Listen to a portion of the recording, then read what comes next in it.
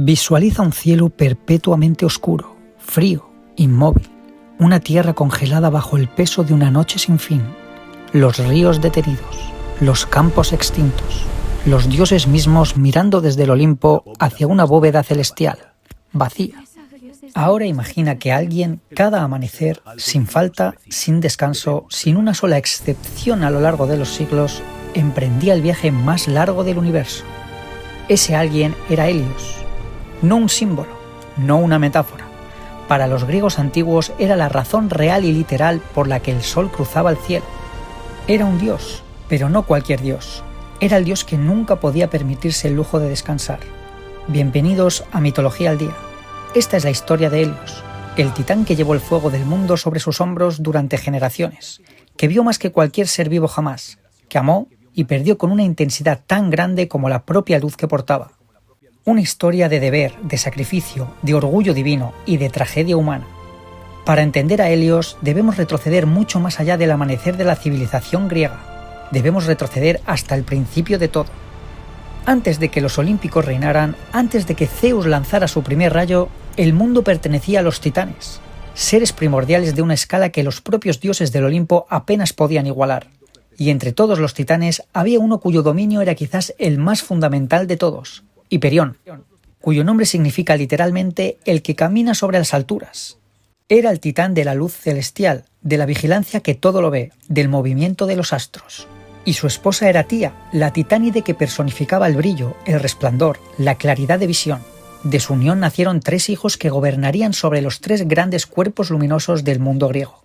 Selene, la luna, que deslizaría su carro plateado por el firmamento nocturno. Eos, la aurora, la que rasga el cielo antes del amanecer con sus dedos color rosa. Y Helios, el sol. Desde su mismo nacimiento, Helios estaba destinado a una sola cosa: portar la llama más grande del universo conocido. No era una elección, era su naturaleza, su esencia, su razón de existir. Los griegos no dejaban nada a la imaginación cuando describían a Helios. Lo imaginaban como un joven de extraordinaria belleza, de piel bronceada por su propio fuego, con ojos que brillaban como 2 soles en miniatura. Su cabello era una melena de llamas vivas que caía sobre sus hombros, y sobre su cabeza una corona de rayos dorados, el nimbo, el halo divino que marcaría para siempre en el arte occidental la representación de lo sagrado y lo luminoso. Viajaba en un carro que los poetas describían como obra maestra de Hefesto, el divino herrero, construido en oro macizo con ruedas de fuego que dejaban un rastro de calor y luminosidad a su paso, y lo arrastraban 4 caballos inmortales cuyos nombres los griegos conocían bien: Pirois, el ardiente; Eo, el del amanecer; Ézon, el brillante; y Flegon, el llameante. 4 caballos que nunca se cansaban, que nunca tropezaban, que conocían el camino del cielo mejor que sus propios cascos. Cada mañana, Helios emergía de su palacio en el extremo oriental del mundo, allí donde el océano Tetis bañaba los límites de la tierra conocida. Ascendía al cielo con su carro rugiente, cruzaba la bóveda celeste de este a oeste, y al atardecer descendía al otro extremo del mundo donde otro palacio lo esperaba. Entonces, por la noche, mientras Selene tomaba el relevo, Helios viajaba de regreso por las aguas del gran océano, en una copa de oro gigantesca que los dioses habían construido para él, hasta llegar a su punto de partida. Y al día siguiente lo hacía todo de nuevo, sin excepción, sin descanso, sin una sola mañana libre. Hay algo que los griegos comprendieron sobre el sol que nosotros, con toda nuestra ciencia moderna, a veces olvidamos. El sol lo ve todo. No hay rincón del mundo donde la luz del sol no llegue. No hay secreto que pueda mantenerse oculto de su mirada perpetua. Y para los griegos, esta verdad astronómica tenía una consecuencia teológica directa. Helios era el testigo supremo del mundo. Cuando los dioses querían que alguien jurara con total seriedad, apelaban a Helios como testigo. Cuando se cometía una injusticia y nadie parecía verla, Helios la había visto. Era el gran árbitro silencioso de la mortalidad cósmica. Y esta función lo llevó a convertirse en protagonista involuntario de algunos de los dramas más oscuros de la mitología griega. Fue Helios quien descubrió el secreto más vergonzoso del Olimpo. Ares, el dios de la guerra, el más turbulento y violento de los olímpicos, había tomado por amante nada menos que a Afrodita, la diosa del amor, y Afrodita era esposa de Hefesto, el herrero divino. Un marido engañado, un amante poderoso, una esposa infiel, el triángulo amoroso más explosivo de toda la mitología. Helios, desde su carro, los vio, Los vio abrazados, escondidos en lo que creyeron que era privacidad divina, y Helios fue directo a contárselo a Hefesto. La venganza que siguió es legendaria. Hefesto construyó una red de bronce tan fina que era invisible y la tendió sobre el lecho conyugal. Cuando Ares y Afrodita volvieron a encontrarse, quedaron atrapados. Hefesto convocó a todos los dioses del Olimpo para que presenciaran la humillación. La risa de los inmortales retumbó en el cielo. Pero detrás de todo ese drama divino había una lección griega sobre Helios. Cuando el sol te ve, no puedes esconderte. No hay oscuridad suficiente. No hay muro bastante alto. Sin embargo, la función de testigo de Helios no siempre le granjeó la simpatía de todos los dioses. Cuando Hades, señor del inframundo, raptó a la joven Perséfone y la arrastró bajo tierra, el mundo se sumió en el dolor de Deméter, la madre desesperada. La diosa de la cosecha dejó de hacer su trabajo. Las plantas murieron, la tierra se heló, la humanidad empezó a morirse de hambre. Deméter buscó a su hija por todo el mundo. Nadie le dio razón. Los dioses guardaron silencio, porque sabían que detrás del rapto estaba el propio Zeus, que había dado su consentimiento a Hades. Nadie excepto Helios. Helios lo había visto todo. Había visto el carro de Hades descender a las entrañas de la tierra. Había visto el horror en los ojos de Perséfone. Y cuando Deméter llegó a él agotada y destrozada, Helios le dijo la verdad, no como delación, sino como acto de justicia. Porque Helios, el que todo lo ve, era también el que no podía mirar hacia otro lado. Hay una paradoja en la naturaleza de Helios que los griegos intuían aunque no siempre la nombraban directamente. Helios era el ser más visible del universo. Nadie podía ignorarlo, nadie podía no haberlo visto, y sin embargo, Helios estaba solo de una manera profunda e irremediable. Siempre en movimiento, siempre en el cielo, siempre cumpliendo su deber. ¿Cuándo tenía tiempo Helios para amar? ¿Cuándo podía detenerse? La respuesta de los mitos es que Helios amaba con la misma intensidad con que brillaba, total, abrasadora y a menudo devastadora. Existe una historia hermosa sobre cómo Rodas se convirtió en la isla sagrada de Helios. Cuando Zeus repartió el mundo entre los dioses del Olimpo, Helios estaba ausente, cruzando el cielo con su carro. Nadie pensó en reservarle un territorio. Cuando Helios volvió y preguntó dónde estaba su parte, el reparto ya se había hecho. Zeus, avergonzado, le dijo: si antes del nuevo reparto surge una nueva tierra del fondo del mar, esa tierra será tuya. Y entonces Helios miró al fondo del océano y vio con sus ojos todo vidente algo que nadie más había notado: una isla emergiéndose lentamente desde el lecho marino. Bella, fértil, bañada de luz. La reclamó, y la isla que emergió fue Rodas. Los rodios lo convirtieron en su dios protector y patrón máximo. Le levantaron templos, le dedicaron juegos, y hacia el año 280 antes de nuestra era, construyeron en su honor una de las 7 maravillas del mundo antiguo, el Coloso de Rodas, una estatua de bronce de más de 30 metros de altura representando a Helios con su corona de rayos. Aunque el coloso cayó en un terremoto apenas 50 años después de su construcción, su leyenda perduró. Los rodios no lo reedificaron porque un oráculo les advirtió que no debían hacerlo, pero tampoco retiraron los fragmentos caídos, que durante siglos siguieron siendo uno de los espectáculos más asombrosos del Mediterráneo. Entre los amores de Helios, el más famoso, el más bello y el más trágico comenzó con una mortal. Se llamaba Clímene. Era una oceánide, hija del titán Océano. Había en ella algo que captó la atención de Helios desde las alturas. Una serenidad, una luminosidad interior que hacía eco de la suya propia. De su amor nació un hijo al que llamaron Faetón. Su nombre en griego significa el brillante. Y así era, un joven de extraordinaria belleza, lleno de energía y orgullo, que creció sabiendo que su padre era el dios que conducía al sol. Pero había un problema. Helios era un dios ausente, no porque no amara a su hijo, sino porque el cielo no espera. El sol no puede detenerse, y mientras Faetón crecía en la tierra, su padre seguía cruzando el cielo, día tras día, sin poder bajar. Y Faetón creció con una herida que los niños de padres ausentes conocen bien: la necesidad de demostrar quién era. El momento que desencadenó la mayor catástrofe de la mitología solar comenzó de la manera más cotidiana posible: una pelea de niños. Un compañero de Faetón lo desafió, se burló de él, le dijo que era mentira que fuera hijo del sol, que era un bastardo que se inventaba historias de grandeza para compensar que no tenía padre. Las palabras de un niño cruel, pero las palabras, cuando dan en la llaga, pueden mover el mundo. Faetón fue corriendo a su madre, y Clímene, en un gesto de amor que inadvertidamente pondría en marcha una tragedia cósmica, le dijo: ve al oriente, ve al palacio donde nace el sol, ve a ver a tu padre. que él mismo te diga quién eres. Y Faetón hizo el viaje más largo que cualquier mortal había hecho jamás. Caminó hasta el fin del mundo. Llegó al palacio de Helios. Y allí, por primera vez, padre e hijo se vieron cara a cara. Helios reconoció a su hijo de inmediato. Lo abrazó, lo llamó por su nombre, le dijo que sí, que era su padre, que estaba orgulloso de él. Y en un arrebato de amor paternal, en ese momento de reencuentro cargado de culpa y ternura, Helios cometió el error más grande de su existencia. Le dijo a Faetón: pide lo que quieras, por el río Estigia te lo juro, lo que pidas será tuyo. El juramento por el Estigia era el más sagrado que existía, ni los propios dioses podían romperlo sin consecuencias catastróficas. Faetón no necesitó tiempo para pensar, la respuesta estaba en su corazón desde que había salido de casa. Quiero conducir tu carro, padre, quiero guiar el sol a través del cielo.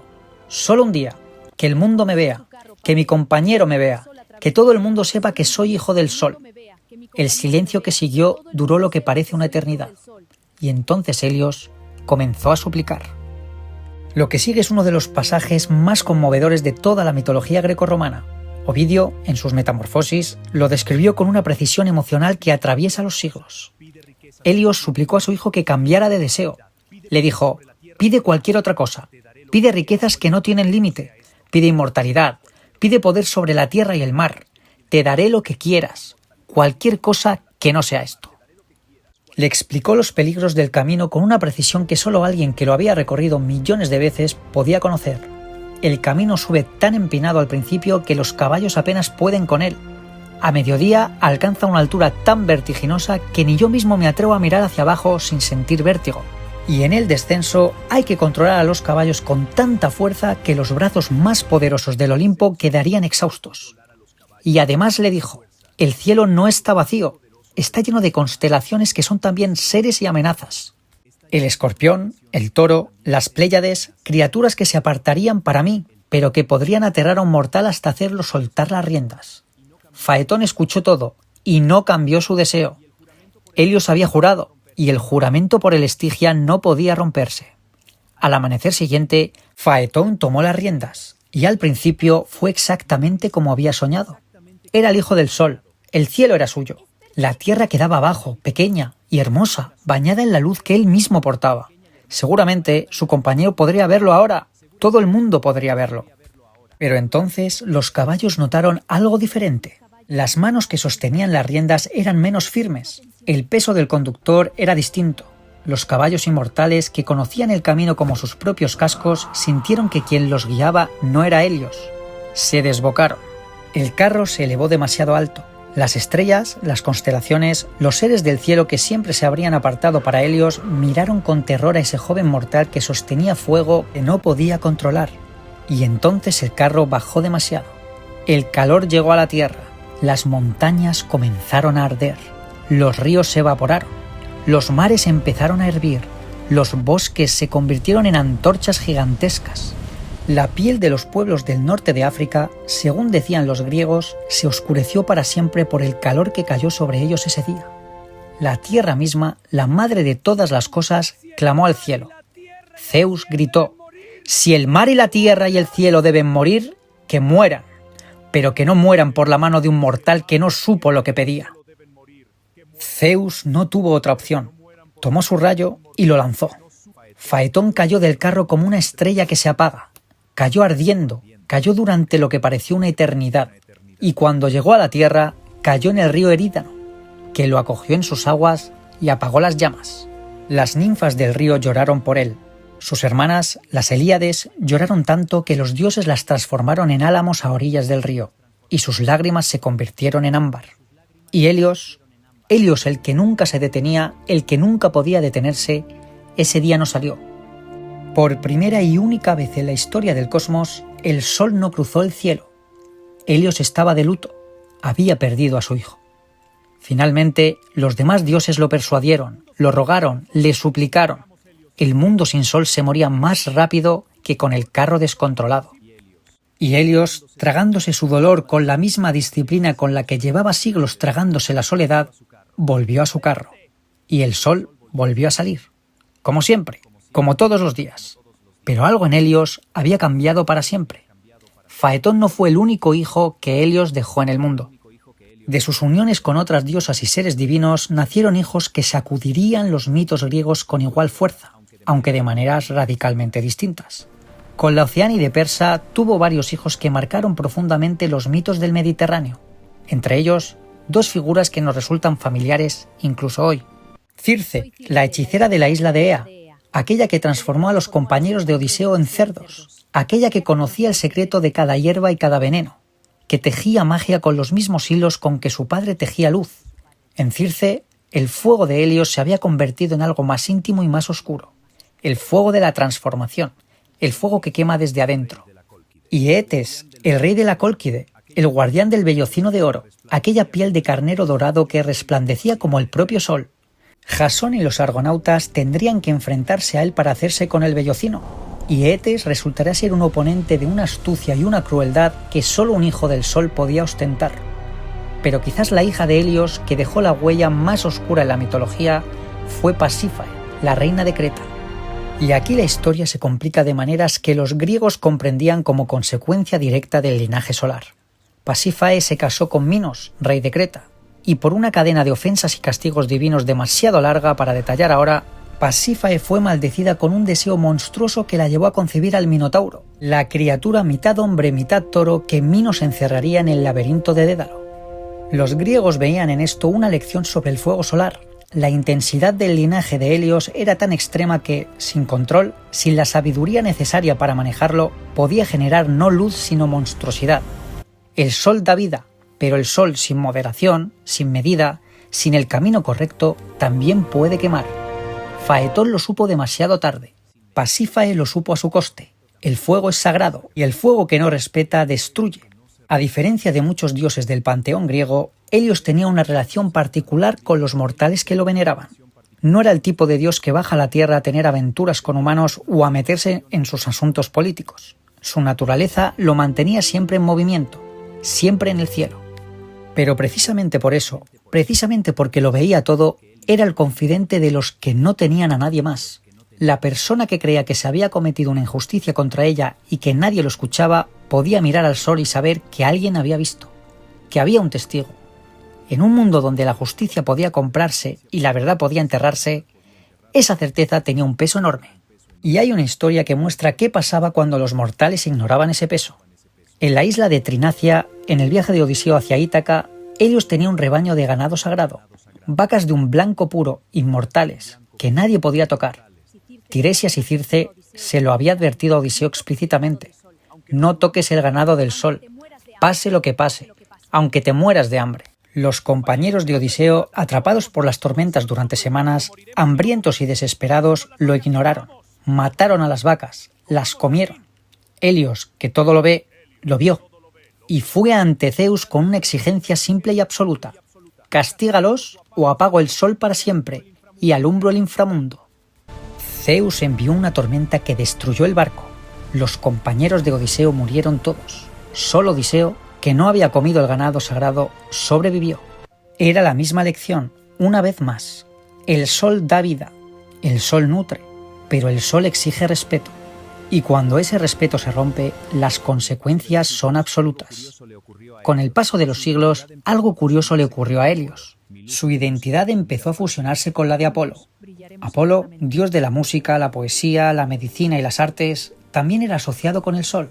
Y gradualmente, en el periodo helenístico y especialmente en el romano, las dos figuras se fueron superponiendo hasta que para mucha gente, Apolo y el sol se convirtieron en sinónimos. ¿Por qué? En parte porque ambos compartían cierta luminosidad, cierta perfección formal en su imagen. En parte porque el sincretismo religioso de la época romana tendía a fusionar deidades con funciones similares. Pero los especialistas señalan que en la Grecia clásica, Helios y Apolo eran figuras claramente distintas. Helios era el sol físico, la rueda de fuego que cruzaba el cielo. Apolo era mucho más complejo, dios de la razón, de la profecía, de la armonía cósmica. Helios era el motor, Apolo era la música que ese motor hacía posible. Y hay algo más que hace Helios singular en la historia del pensamiento humano. Platón, en uno de los pasajes más famosos de la historia de la filosofía, usó al sol como la metáfora más perfecta del bien supremo. En la alegoría de la caverna, los hombres encadenados solo ven sombras. Pero el filósofo que se libera de las cadenas sube hacia la luz del sol, que representa la verdad, el conocimiento, el bien en sí mismo. El sol como fuente de verdad. Helios como símbolo de aquello que, cuando lo miras directamente, te cambia para siempre. No es casualidad que 2000 años después, cuando los astrónomos del Renacimiento pusieran al Sol en el centro del cosmos, muchos de ellos usaran el lenguaje de los dioses solares para celebrar ese descubrimiento. Helios vive todavía. Cada vez que vemos el Sol y sentimos ese instinto de alzar la cara hacia él, estamos repitiendo el gesto que millones de personas hicieron mirando al cielo y viendo a un dios. La palabra helio, el segundo elemento más abundante del universo, lleva su nombre. El helio que arde en las estrellas, el helio que hace posible la vida en nuestro sistema solar. El heliocentrismo, el modelo que puso al Sol en el centro de todo, le rinde homenaje en su propia nomenclatura. La terapia con luz solar, los paneles fotovoltaicos, el estudio de la física solar. Todo conversa, en cierta manera, con la figura de un dios que los griegos imaginaron hace 3000 años conduciendo el fuego del mundo sobre su carro dorado. Y mañana, el sol volverá a salir, como siempre, sin falta, sin excepción, porque en algún lugar entre el mito y la realidad, entre la física y la poesía, hay algo en el amanecer que sigue pareciéndose a un dios que nunca descansa, cumpliendo con su deber con una fidelidad que no tiene nombre. Los griegos decían que cuando el sol se pone, Helios no deja de existir, simplemente sigue su camino, invisible para nosotros, cruzando las aguas del mundo de abajo, preparándose para volver. Eso es, quizás, lo más humano de su historia. No la grandeza, no el poder, no los caballos de fuego ni el carro dorado, sino esto, que todos los días, sin importar lo que haya pasado el día anterior, Helios vuelve y el sol sale.